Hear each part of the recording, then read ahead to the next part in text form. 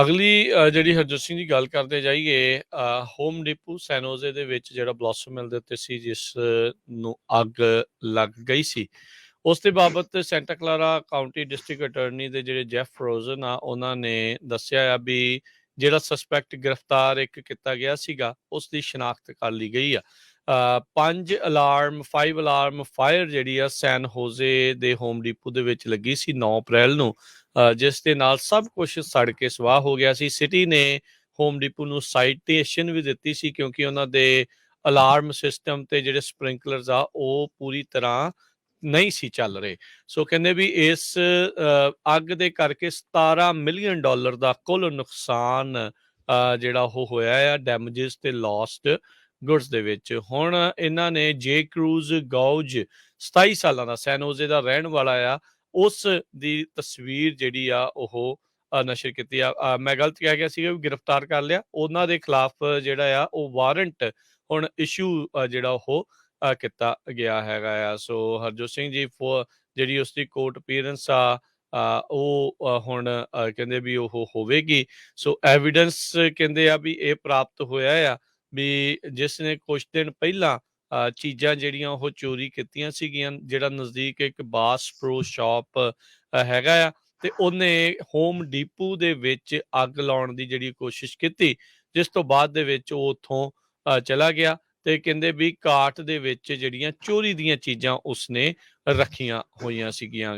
11,000 square foot ਦੀ ਜਿਹੜੀ building ਆ ਉਹ ਬਰਨ ਜਿਹੜੀ ਆ ਉਹ ਹੋ ਗਈ ਪੂਰੀ ਤਰ੍ਹਾਂ ਅੱਗ ਦੇ ਵਿੱਚ ਸਵਾਹ ਜਿਹੜੀ ਹਰਜੋਤ ਸਿੰਘ ਜੀ ਬਣ ਗਈ ਹੈਗੀ ਆ ਤੇ ਪੂਰੀ ਤਰ੍ਹਾਂ ਕੰਮ ਖਰਾਬ ਹੋ ਗਿਆ। ਨਾਲ ਜਿਹੜੇ ਉੱਥੇ ਆਂਢੀ ਗੁਆਂਢੀ ਸੀ 2-3 ਦਿਨ ਉਹਨਾਂ ਨੂੰ ਜ਼ਹਿਰੀਲਾ ਧੂੰਆਂ ਜਿਹੜਾ ਆ ਉਹ ਵੀ ਉੱਥੇ ਸੁੰਘਣਾ ਪਿਆ ਹੈਗਾ ਆ। ਸੋ ਕਹਿੰਦੇ ਵੀ ਕੁਦਰਤੀ ਤੌਰ ਤੇ ਕਹਿ ਲਓ ਵੀ ਬਚਾਅ ਇਸ ਗੱਲੋਂ ਹੋ ਗਿਆ ਵੀ ਕਿਸੇ ਦਾ ਜਾਨੀ ਨੁਕਸਾਨ ਨਹੀਂ ਹੋਇਆ ਹੈਗਾ। ਸੋ ਇਨਵੈਂਟਰੀ ਲਾਸ ਜਿਹੜਾ ਆ ਉਹ $17 ਮਿਲੀਅਨ ਦਾ ਇਸ ਟਾਈਮ ਦੱਸਿਆ ਜਾ ਰਿਹਾ ਆ। ਸੈਨ ਹੋਜ਼ੇ ਪੁਲਿਸ ਡਿਪਾਰਟਮੈਂਟ ATF ਉਹਨਾਂ ਨੇ ਜਿਹੜਾ ਇਸ ਦੇ ਖਿਲਾਫ ਵਾਰੰਟ ਜਿਹੜਾ ਇਸ਼ੂ ਕਰ ਦਿੱਤਾ ਸੀਗਾ 15 ਅਪ੍ਰੈਲ ਨੂੰ।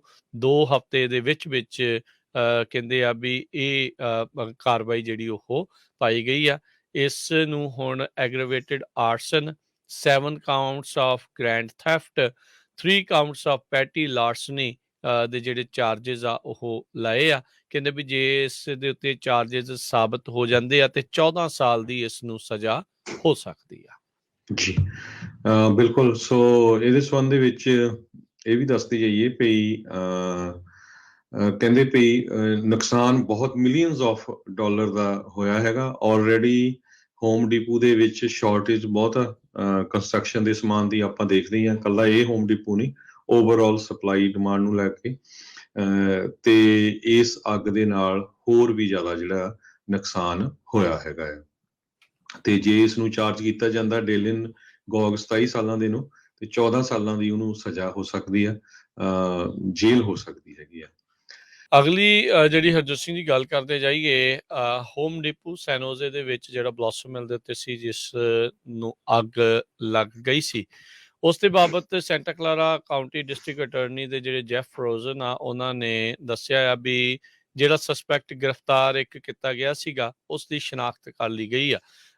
5 ਅਲਾਰਮ ਫਾਇਰ ਜਿਹੜੀ ਆ ਸੈਨ ਹੋਜ਼ੇ ਦੇ ਹੋਮ ਡਿਪੂ ਦੇ ਵਿੱਚ ਲੱਗੀ ਸੀ 9 ਅਪ੍ਰੈਲ ਨੂੰ ਜਿਸ ਦੇ ਨਾਲ ਸਭ ਕੁਝ ਸੜ ਕੇ ਸਵਾਹ ਹੋ ਗਿਆ ਸੀ। ਸਿਟੀ ਨੇ ਹੋਮ ਡਿਪੂ ਨੂੰ ਸਾਈਟੇਸ਼ਨ ਵੀ ਦਿੱਤੀ ਸੀ ਕਿਉਂਕਿ ਉਹਨਾਂ ਦੇ ਅਲਾਰਮ ਸਿਸਟਮ ਤੇ ਜਿਹੜੇ ਸਪ੍ਰਿੰਕਲਰਸ ਆ ਉਹ ਪੂਰੀ ਤਰ੍ਹਾਂ ਨਹੀਂ ਸੀ ਚੱਲ ਰਹੇ।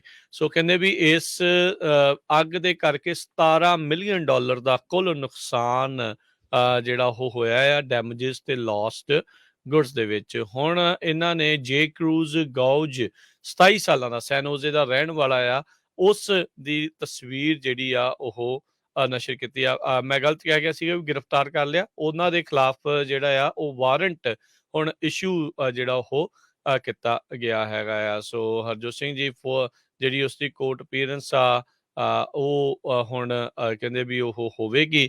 ਸੋ ਐਵੀਡੈਂਸ ਕਹਿੰਦੇ ਆ ਵੀ ਇਹ ਪ੍ਰਾਪਤ ਹੋਇਆ ਆ ਵੀ ਜਿਸ ਨੇ ਕੁਛ ਦਿਨ ਪਹਿਲਾਂ ਚੀਜ਼ਾਂ ਜਿਹੜੀਆਂ ਉਹ ਚੋਰੀ ਕੀਤੀਆਂ ਸੀਗੀਆਂ ਜਿਹੜਾ ਨਜ਼ਦੀਕ ਇੱਕ ਬਾਸ ਪ੍ਰੋ ਸ਼ਾਪ ਹੈਗਾ ਆ ਤੇ ਉਹਨੇ ਹੋਮ ਡੀਪੂ ਦੇ ਵਿੱਚ ਅੱਗ ਲਾਉਣ ਦੀ ਜਿਹੜੀ ਕੋਸ਼ਿਸ਼ ਕੀਤੀ, ਜਿਸ ਤੋਂ ਬਾਅਦ ਦੇ ਵਿੱਚ ਉਹ ਉੱਥੋਂ ਚਲਾ ਗਿਆ ਤੇ ਕਹਿੰਦੇ ਵੀ ਕਾਰਟ ਦੇ ਵਿੱਚ ਜਿਹੜੀਆਂ ਚੋਰੀ ਦੀਆਂ ਚੀਜ਼ਾਂ ਉਸਨੇ ਰੱਖੀਆਂ ਹੋਈਆਂ ਸੀਗੀਆਂ। 11,000 ਸਕੁਅਰ ਫੁੱਟ ਦੀ ਜਿਹੜੀ ਬਿਲਡਿੰਗ ਆ ਉਹ ਬਰਨ ਜਿਹੜੀ ਆ ਉਹ ਹੋ ਗਈ ਪੂਰੀ ਤਰ੍ਹਾਂ, ਅੱਗ ਦੇ ਵਿੱਚ ਸਵਾਹ ਜਿਹੜੀ ਹਰਜੋਤ ਸਿੰਘ ਜੀ ਬਣ ਗਈ ਹੈਗੀ ਆ ਤੇ ਪੂਰੀ ਤਰ੍ਹਾਂ ਕੰਮ ਖਰਾਬ ਹੋ ਗਿਆ। ਨਾਲ ਜਿਹੜੇ ਉੱਥੇ ਆਂਢੀ ਗੁਆਂਢੀ ਸੀ 2-3 ਦਿਨ ਉਹਨਾਂ ਨੂੰ ਜ਼ਹਿਰੀਲਾ ਧੂੰਆਂ ਜਿਹੜਾ ਆ ਉਹ ਵੀ ਉੱਥੇ ਸੁੰਘਣਾ ਪਿਆ ਹੈਗਾ ਆ। ਸੋ ਕਹਿੰਦੇ ਵੀ ਕੁਦਰਤੀ ਤੌਰ ਤੇ ਕਹਿ ਲਓ ਵੀ ਬਚਾਅ ਇਸ ਗੱਲੋਂ ਹੋ ਗਿਆ ਵੀ ਕਿਸੇ ਦਾ ਜਾਨੀ ਨੁਕਸਾਨ ਨਹੀਂ ਹੋਇਆ ਹੈਗਾ। ਸੋ ਇਨਵੈਂਟਰੀ ਲਾਸ ਜਿਹੜਾ ਆ ਉਹ $17 ਮਿਲੀਅਨ ਦਾ ਇਸ ਟਾਈਮ ਦੱਸਿਆ ਜਾ ਰਿਹਾ ਆ। ਸੈਨ ਹੋਜ਼ੇ ਪੁਲਿਸ ਡਿਪਾਰਟਮੈਂਟ ATF ਉਹਨਾਂ ਨੇ ਜਿਹੜਾ ਇਸ ਦੇ ਖਿਲਾਫ ਵਾਰੰਟ ਜਿਹੜਾ ਇਸ਼ੂ ਕਰ ਦਿੱਤਾ ਸੀਗਾ 15 ਅਪ੍ਰੈਲ ਨੂੰ।